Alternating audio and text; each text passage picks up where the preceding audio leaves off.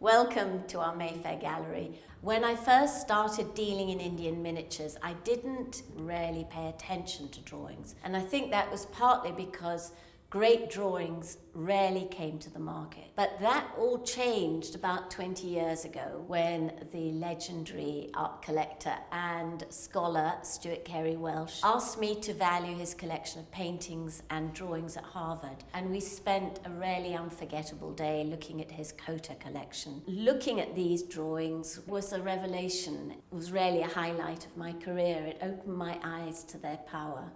And I remember going to bed that night and thinking, I need these drawings, I need to find something like this. I want people to really look at the drawings because they are the key to understanding Indian painting.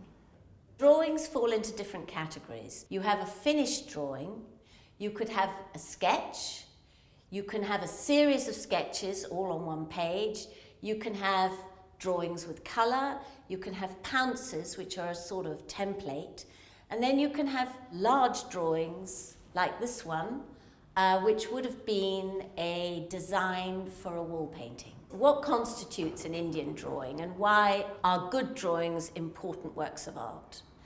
I realised when I started looking at the great collections that these collectors were either professional artists or had trained as artists or knew how to draw. Howard Hodgkin wrote that drawings are the most naked of the visual arts, and that's really the crux. When you look at a good drawing, you see in a very spontaneous way the artist's first thoughts, and then you witness the wild scope of his imagination, and that has power. For example, sketched portraits from life are often more immediate and perceptive than the painted portraits for which they are studies.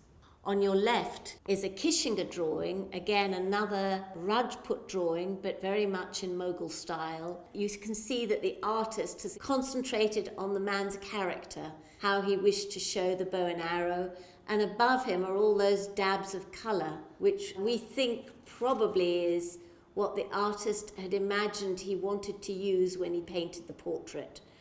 It's been preserved in an album, which is interesting, because most of these drawings were not for public consumption. They were to be shared within the artist's family. This drawing is a kind of finished sketch. It's not intended to be painted, although it concentrates really on the portrait, on the head, on the face of the subject. And we think it might have been used as a kind of taster to show the artist's patron.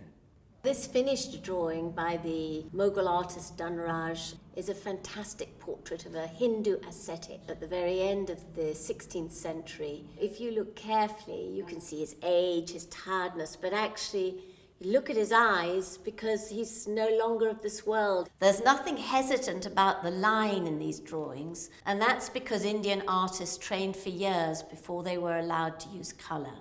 So Indian artists usually are part of families or studios, and they train within the family workshop. And in good drawings, you can see a very bold line. It's almost second nature to them. And the tension between this centuries-old discipline and individual interpretation is what makes Indian drawing so special. There's a wonderful balance between an individual artist's confident, bold lines, the vitality, the acute observation, all within a traditional framework in which he and his forebears have been trained to work.